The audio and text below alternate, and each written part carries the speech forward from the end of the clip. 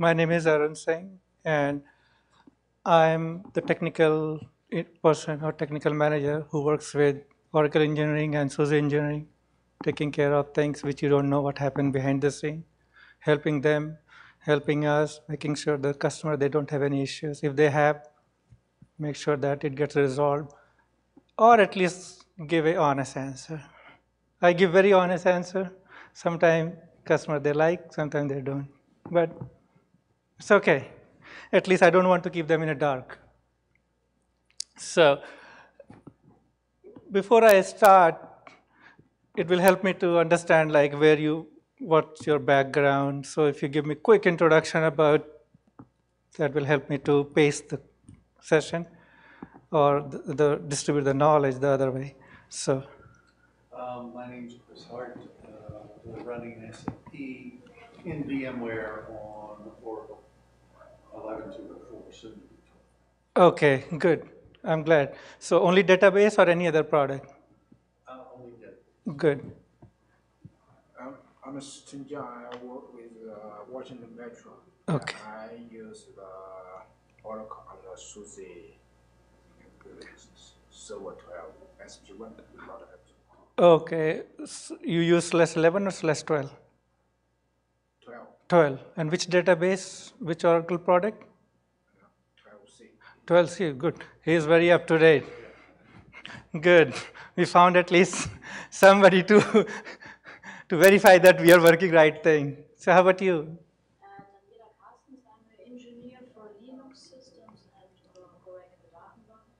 Okay. Database, Oracle C and Oracle RAC clusters. Oh, high-end customer. Rack, when people say rack and they're using, I say, okay. I know Mr. Tom, just he can introduce to you all. Tough for me to follow that up.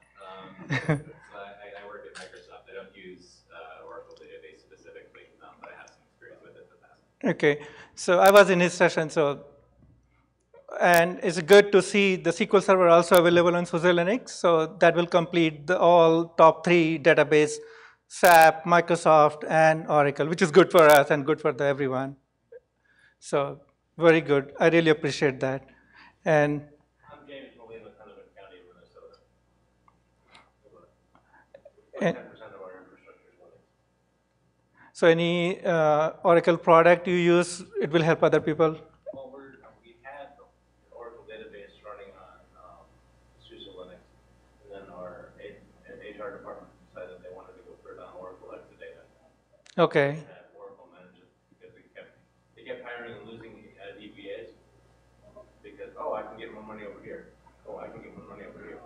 So now we have running on Exadata. Okay, that's a good problem to have. And so now we're looking for ways to leverage Exadata. Okay. I spent 4 years scrubbing Red Hat out of my environment. Now it's creeping back in, and I'm not liking it too much. Okay. And they use PeopleSoft. They use a little bit more complicated than a regular database. So there are some issues. So I'm working with him like off the record. So just like, how about you, sir? Hi, I'm Loïc Ledoff. I come from France. Okay. I'm software architect. I'm here to better understand how to manage Oracle 12 database. Okay. For the SLS12. Today, all Oracle are working on SLS11, and we use the database 11. Okay, so you're using 11 and 11.204? Yes. Okay, so, okay, that's good. So you're planning to move to 12 and RC2 or 12 and 11.204? Sorry? Which one you're planning to move? You want to retain 11? No, we want to move to Oracle database 12. To 12, yeah, that's good. That number matches actually, it helps to clarify a little bit. Yeah, 12 and 12. So, okay, so as I told you, I mean, I look after on the technical side, plus I get unlimited emails directly, not related to my real job, but I take care of each and every response. And sometimes it's painful, But I make sure that every email get proper response. If it is my job, I do it. If it's somebody else, I make it properly. So it will be taken care if you reach me for anything. So my email is right there. So whether it's Oracle or even if it's not Oracle, if you ask me, I will find out some way. And apart from the managing Oracle technical side, I am the maintainer of Oracle server based or run package, which we'll discuss in this. And I maintain their ASM Live package also. It comes in two parts, which we'll discuss, or just remind me if I forget. And the proprietary part, they publish on their website. The public part is included as a part of /11/12. So if you want to use, or if you're using ASM Live, its in kernel part is inbuilt, which also comes under me or passes through me. Those are the two. And how about any of you are planning to use Oracle Cloud or planning to put in Azure or AWS? So that's the one thing we are looking in future, to have at least some way of covering that portion also. But right now, you can use it, but you depend on their yes and no support, but it should not be a big issue on the support side. So here is a brief agenda, little bit of introduction, so we know each other. If you have any question, just interrupt me. If you forget, catch me on the booth, SUSE partner. I'm there next to the Microsoft. So you can catch me there, or shoot me an email later also if you think that any other issue or any other question comes to your mind. I'm not going to put too much emphasis on the technical side, but I have published 4 or 5 white papers. I will give you a link here, which covers Oracle database installation, 11.204, Oracle database installation, 12c R1, Oracle RAC, Oracle WebLogic Server, Oracle Fusion Middleware. So basically, I cover the whole spectrum as a white paper. So step by step, everything is provided. If I start covering all those things, it will take a whole day to cover the whole stack. So the link is there, but I will help you to understand the whole process. So when you will come, after this session, at least you will have a fair idea about where to get, what to get, how to get started to install your Oracle stuff on SUSE Pro. That's the goal for me. And if you have any specific question, I can address that too. So you can see we have 800 plus applications certified for SLES that include 10, 11, 12. So it's an ongoing process. And we work with them on their tools. We use their certification tools like OCE kit. If you have heard of Oracle certification environment, it's like a complicated, very complicated tool you have to run through to get their certification status. They have public domain kit also. They're called OLA, Oracle Linux Toolkit. You can download and you can do it self-certification. But OCE is their internal. They also use for internal certification. And we use same tool. When we release our service pack, we run so that nothing is broken. If it is broken, we fix it before service pack goes. So when you see service pack 2, we try our best to make sure that if there is an issue, it's taken care before GMC is done. And you can see here, we do combined testing effort. Like when we release service pack, we do basic testing. When they release Oracle packs, or what they call patches. So like 11.204 was major upgrade. It came out with the whole, instead of upgrading, you can install completely, those kind of thing. So those kind of thing, they run the whole tests like OCE kit internally, and then they make sure that nothing is broken. So sometime in the certification cycle, we are like this. Sometimes they are one step ahead, sometimes we are ahead. So little bit mismatch occurs, but we make sure that problem is taken care. If there are any issues, at least we publish as a document so that things are not broken. Two main platforms is supported at this point for /12, 64-bit and Linux. And 64-bit is already available.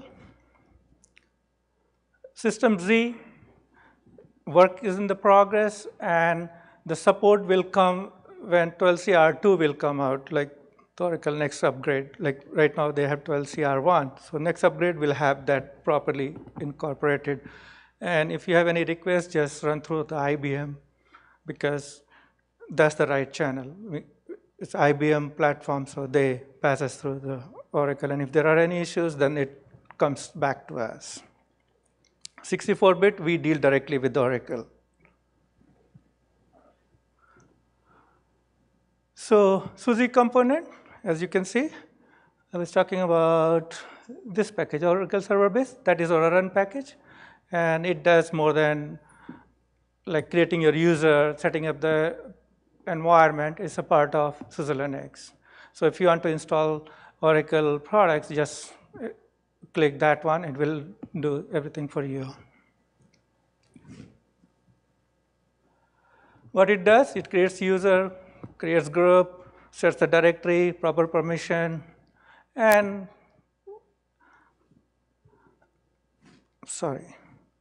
it does a couple of environments very well also, which is very important.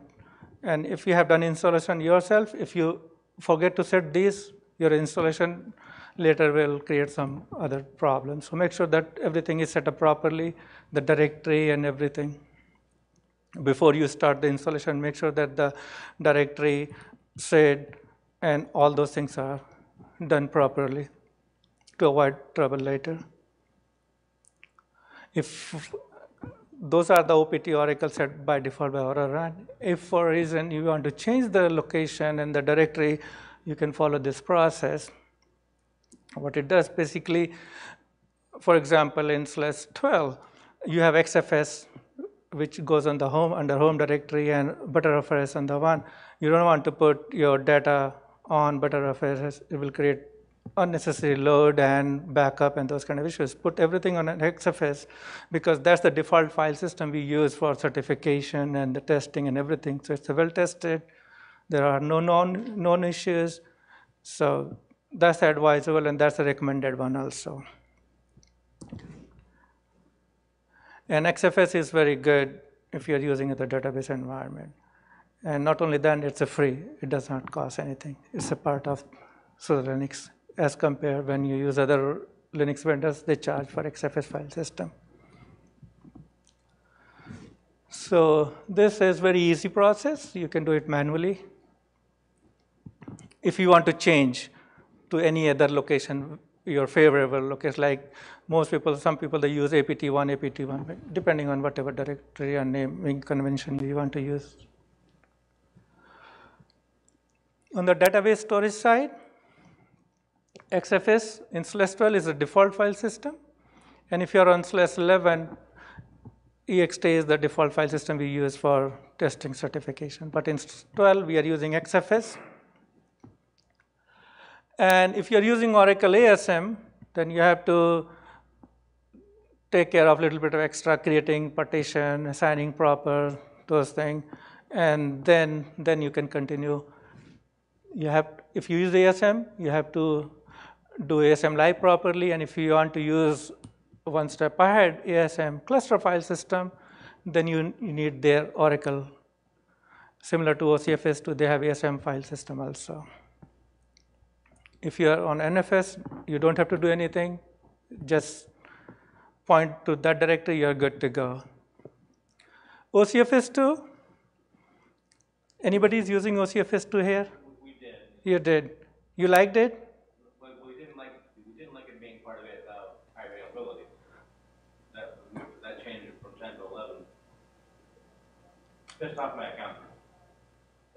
Yes, there's some history behind that. In /10, we included that, and then 11, we changed a little bit, and then they moved from free to HAE, high availability extension. I didn't like that, but that's a business choice they made.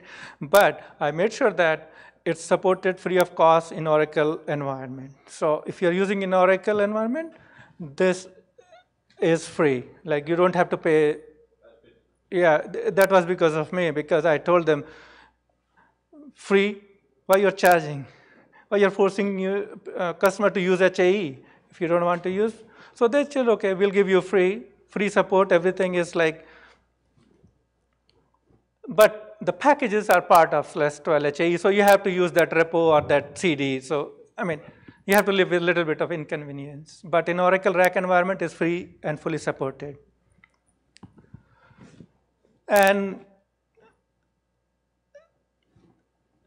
if you're coming from 10 or 11, if you have raw file system, so it's time to get rid of that. I know people like it, but Oracle discontinued before we did because they wanted to discontinue very early. So we delayed. We made sure that supported in /11. So if you're using /11, you're good, but 12, it's time to move to something other than raw. So now we'll cover Oracle component. It's just a little bit idea where we stand as of today. You can see 10GR2. Any of you're using, just give me a little quick introduction about you so that. Yeah, I'm about SUSE. Okay, how about you? Yeah, SUSE from Dubai team. Okay, oh, that's good. So no problem. So this is just a kind of a brief overview where the database stand at this time. You can see here the diagonal. We make sure that at least two Oracle versions are supported at a given time, because sometimes you don't want to move for X number of reasons, like application is not available, DBA is not comfortable, or something else. So you have a choice. Just like here, in /12, you can deploy both 11G or 12, depending on your need. If you have application, focus on 11, you can stay there. If you want to migrate, you can deploy temporarily for a year or two on 11, and then you can move to 12, or you can go straight /11, 11 to 12, 12. So whichever way it works, we have no issue. So, and that gives a little bit of benefit to end user, and it costs a little bit of extra effort for us and for Oracle also to support two versions, but it's very useful for migration purpose for the, and I like that approach, having two versions supported simultaneously. So any question about Oracle version supported? I can address that, or we are good here. Okay. So the Oracle database software, if you have not experienced before, this thing is not available to download on the public. You have to have Oracle account, like a Metalink account. If you have dealt, you know. It's not free. Even though they claim 11G is free, it's not. 11.204 is behind the firewall. It is available to only Oracle customers. But the 12CR2 is free. You can download full version. And why this not free? Because this is an Oracle patch set. And patch sets are not free. Those goes behind. When they started 11.201, it was free. 202, 3, 4 went behind the firewall. That's the reason, nothing else. So this, you need Oracle account. This is freely available. Okay, so go to the Oracle website. You can download this one. No issue there. Just create Oracle account, free account, OT and accept licensing agreement, and download and use. You can use in your test environment, validate, and when it's time to move to the production, then contact Oracle for licensing, pricing, and all those things. Production, make sure that you have proper license from Oracle. For the testing, deployment, no issue. Okay, this thing is very important. Even though the product is certified on /12 SP1 and SP2 both, since SLES 12 came after Oracle 12 CR1, like after a year gap, so they didn't knew that SUSE 12 is coming, because that's what I told, like the one step ladder is kind of thing. So this thing will get fixed when next release come, like probably in Q1, or maybe if we get lucky, we might see a little bit early, but Q1 is the targeted for the next upgrade. When they will come, then they will use our SUSE 12 detection process. So that then should not be an issue. So what you have to do here, download their software and modify this file. If you are installing the database, go to the database directory and modify this file and move and like CV, assume distribution ID to SUSE 11, because it should be SUSE 12, but internal check don't know what SUSE 12 is. So you have to tell them, okay, it's SUSE 11, go ahead and use it, so everything is fine. It's tested, certified, and public. So it's not that you're doing any illegal tweaks. It's just the way their installation is detecting, because the next release will have SUSE 12. You don't have to do this part. This part is not needed when 12 CR2 will come, probably in Q1 or maybe probably a little bit early. And same thing you have to do if you're downloading their grid, or it's called the base requirement for the Oracle rack. You have to do the same process, but the directory is grid, not the database. So a little bit, but the same file. That's their installer goes and detect whether you're on 10, 11. At that time, 12 was not there. So that's the reason you have to tell them, oh, okay, you're still on SUSE 11, so it's good. Grid infrastructure 10, 11 GR2 behind the firewall, 12 CR2, you can download free of cost. And if your application needs Java, Java 1.7, 1.8, both are certified on SUSE 11 and 12 both. And if you need WebLogic Server, any of you use WebLogic Server or using? Okay. Okay, I know. It comes with a whole lot of things. So everything is certified just for you. Except people say, we'll work on that. That's why they don't have any excuse other than political.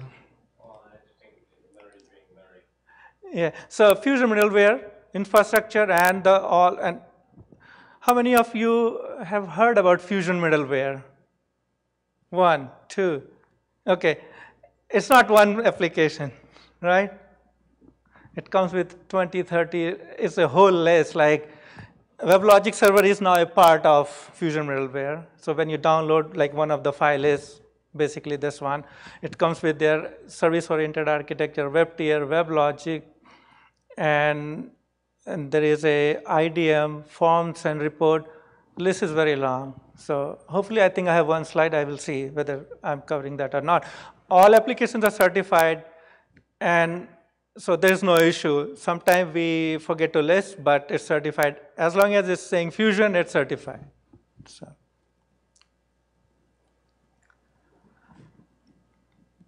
So installation, I mean, I can go here and then start installation. It takes forever, so, and by the time the class will be over. So I did one time several years back, probably 10 years back, when first time I gave, and it took me 30 minutes to complete installation. After that, I decided it's not a right approach. So I changed. So I published the document, all the steps with the screenshot, so you can follow step by step for all database, rack, WebLogic, and Fusion, all those applications, and it helps for even for the newcomer also to follow the step-by-step process, and it works very well. So here, when you do the OS install, make sure that your database, at least one partition, you're using the data oriented, otherwise you will encounter other problems which is not Oracle related or the database related. Make sure that wherever you want to throw home or something else, APT1 or OPT1 or whatever. So whatever you pick here, make sure then you have to go and set your environment variable based on the location. Here, when you pick the Aura run, basically you are doing the minimum install, and if your application need any additional package, just go ahead and select an install or use zipper install and just zipper install and give the package name. It will install if you are connected to the internet with the proper repository or the DVD mounted. So when you selected the Aura package or Oracle server base, so you go and check whether you are what kind of platform you are having or directory, and check the environment is set properly, like the Oracle said base and this. I picked here the default. So in 12 we are using 12CR1. If you are using 11, change the directory just to reflect. It's not going to hurt your installation, but in future when you want to refer, you don't want to look at 11.204 thinking it's 12. So it removes the confusion. So make sure that you are using proper naming for your benefit, nothing else. It's not going to impact anything on the installation process. Make sure that you log in as an Oracle user, because if you use as a root, you will have problem which is difficult to diagnose. So this is very important. Log in as a user, then install. That's a requirement for Oracle installation.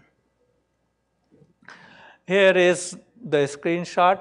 You will reach probably after 2-3 selection, like install and configure Oracle Grid. Okay, one more thing I forgot. Why I'm talking about the grid rack, not the database. Anybody have a hint? No? Yes? No idea why I'm talking rack first, not the database? Okay. It's because in order to use the database, if you want to set up your Oracle environment, or if you want to use the ASM live or clustering, even you have to, because the grid has now all the infrastructure required for your clustering. So if you want to set up your ASM disk or those things, you have to do it before. In the past, you can do later at the database installation time, but they changed, so you have to take care of all those things before. So make sure your disks are created, and if you have partition, make sure that all those partitions are of same size if you want to club in an ASM disk in a one group, because different size create different problems. So the rack people know very well all those things. If you follow the documents, and I have covered all those things there. So if you want to use the clustering, you have to use the grid first, then go for the second part. So in the grid installation, just select install the grid infrastructure, and after a few slides, you will come to this. Since they don't know about /12, so they are going to list the packages from /11. So make sure that you don't get stuck with their naming convention, and they like KSH. We are using MKSH, so it's like, and libaio, we are using libaio1 in /12. So those are minor things. Make sure that you validate manually. And if you are, like first time you will validate, and after that you know what's going on, just click here, ignore all, and then move on to the next one. So these are just minor things which will get fixed in next upgrade, because at that time they have /12, SP1, SP2, so they know the correct naming convention which we are using, and then they will use those to detect. Then you won't see this screen. But it's nothing more than a little bit of mismatch from 11 to 12. So just verify and ignore. So okay, if when you have your clustering or ASM, in clustering also, if you want to use ASM disk, you have to use the grid part. It's not that you need Oracle rack. As long as you need ASM disk or you need grid, you have no way to escape. On the clustering side, for creating a cluster environment, when we are using SUSE, earlier, if I'm not wrong, under the Hawk interface, there was no option to have an agent for Oracle? Is it being sorted out in SUSECON and SP2? I'm not aware of that. Just shoot me an email and I will say check with the, or shoot an email to the Hawk team and they will reach to me or just CC to me, because this has nothing to do with the Hawk. Yes, this one is. Yeah, it's independent. So that's a separate issue. So I can double check. So the idea behind, like, if, okay, you don't need grid. If you just want to install on your XFS file system, you're good to go. Or you want to install on your OCFS2, you're good to go. You don't need Oracle grid. But if you want to use Oracle ASM or Oracle RAC component, yes, you have to do the grid part first before moving to the database. Similarly, you can see again, here you create configured database or install database software only. If you're expert, install software and do database creation later. But for the newcomer, use create and configure, let Oracle application or this GUI install take care of that part.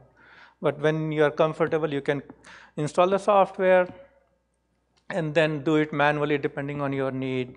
You can configure or go in advanced installation mode and configure everything manually. It's the same thing. Again, you can see the same screen, same packages, so it's just inconvenience caused by the 11/11 naming convention used by the Oracle 12, so nothing more than that. Verify and then skip. And similarly, here is all this installation which I'm talking. If you go and use my white paper, you will see more screenshots than just one. I just highlighted one so that you get some idea, like that this is real, it's not fake. So here also you can see WebLogic Server install, and then it will install tons of other stuff like coherence package application, and you can see ODBC driver and all those things. A little bit complicated than you think. Behind the scene, it does a lot of things. And it needs Oracle database also. If you want to use Oracle WebLogic, database is also required. And this is needed by Fusion middleware. So these are all stacked in that order. Here's the middleware infrastructure you can install. Again, if you have downloaded, just go and click. Any idea what is the command to install or start all this? Run installer for database, for those, and the WebLogic and Fusion is a different group. They do different way. So they use Java installer for WebLogic and Fusion middleware. So if you look at the white paper, step by step everything is given. Oh yeah, here is the list. So Fusion middleware, it's 18, 19. All these are complicated. You can see WebLogic Server, coherence, middleware, top link, map viewer, HTTP server. I mean, it's a very long list. So I'm glad we have all this thing taken care before we came out with the service pack 2. It took more than 6 months to get all these things sorted out, close to 1 year. Ever since SP1 came, we were working with them to make sure that by the time SP2 is out, all applications are settled and certified. And you can see if you have the data handling also, you can use Golden Gate. Okay, yeah, here is the list. If you go to this partner documents, you can see all 4 or 5, and I have few more which I haven't published, like forms and reports. Yeah, no, forms and report is there, like a web tier, I haven't published. These are very commonly used, that's why I published those, but there are a few more. And if there's a need, there's a request demand, we can create some more based on the requirement. So based on your need, you can download appropriate one and go through the process. So these are basically step-by-step process, setting up the database, setting up the WebLogic server, setting up, like they have for forms and report, you have to create their schema also before starting their forms and report installation process. They call RCU, repository creation, utility, those kind of things. So better when you decide which one you want to use product, download the white paper and download the Oracle official document also, so that you are not totally off. So sometimes they update their document also. So make sure that both are in sync. Any question about any of the document or any other information if I missed so far, or we are good? Okay. How we are doing on time? I hope I'm okay.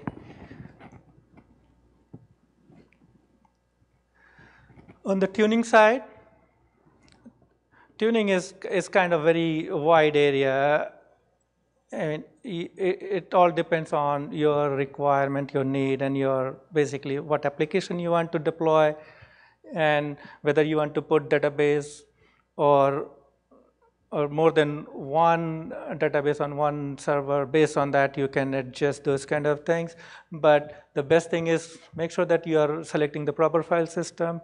If you use OCFS2 and put the database directory and heavy I/O, you will see different errors, different performance issues. So those kind of things you have to be careful. And similarly, use our built-in OS tools like IOStat, IOScheduler, try various scheduler depending on your need. You might see better performance for your application. And if you're using the database, make sure that use pages are configured in the beginning so that the Oracle SGA, PGA, everything is adjusted at the beginning. No reallocation or the breakup of the memory is done. And if your application is big, make sure that the redo logs are distributed on multiple disks or multiple places. Otherwise, you will see a bottleneck on I/O side. If you don't like doing manual tuning, use Oracle Enterprise Manager. It's a server base. So go there and look what's happening performance-wise. It's very useful web interface. It captures all the information and report in a nice way, and you can analyze and then you can figure it out where the problem is occurring.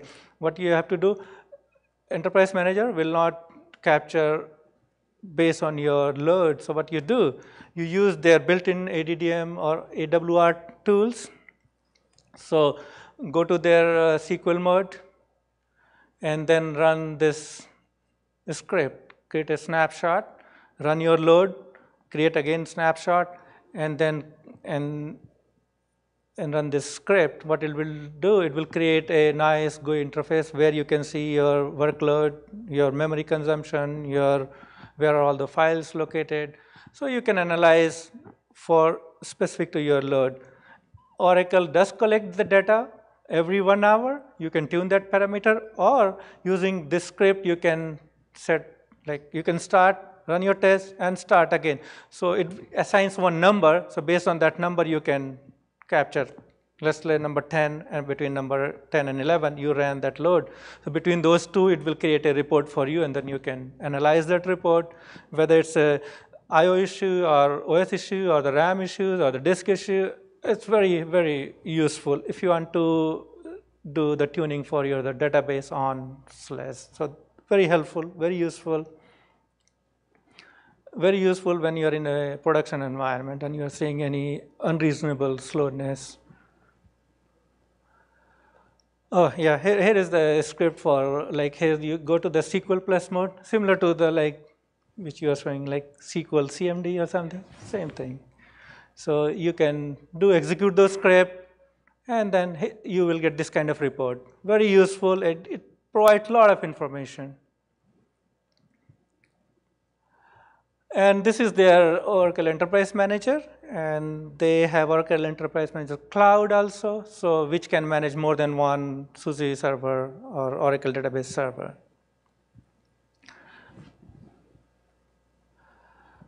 And these are the places. If you are looking for SUSE software, you can go there. If you go here, you will get all the documents and all the information. There's a certification matrix also.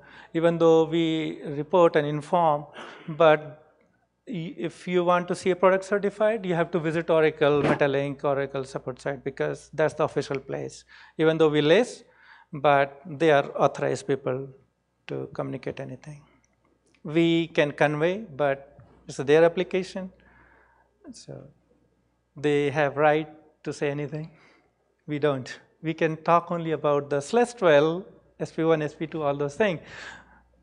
We cannot make any statement on the behalf of the Oracle. But we make sure that their application is tested, certified, and issues are taken care behind the scene. And that concludes my talk. And if any question which I can address or anything you want to ask. I'm with SUSE, like I'm taking care of the Oracle relationship since 2004, so it's 12 years. And I'm with the SUSE almost 20 years. So it's a long, I was with the Novell, so from last 12 years working on the Oracle technical side. So I know a lot of history. And many of you must have seen my name somewhere, email, white paper, somewhere down the road. If you have not seen, then you have not used Oracle. It goes that way. So, because, I mean, I see 8-9 people here, but many of people, they already caught me on the booth, so I explained all those things ahead of time. And it's a good sign for me, because then all white papers are working.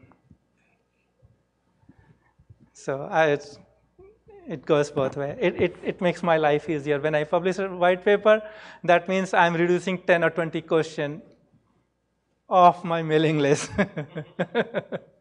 So if you have any question about any product or anything related to Oracle, shoot me an email. I try my best to help. Sometimes it's Oracle product.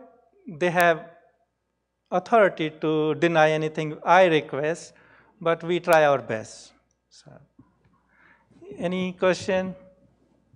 I hope it's useful and it gives you a direction if you want to utilize Oracle products in SUSE Linux. Maybe not today, maybe tomorrow, maybe down the road. So with that, thank you.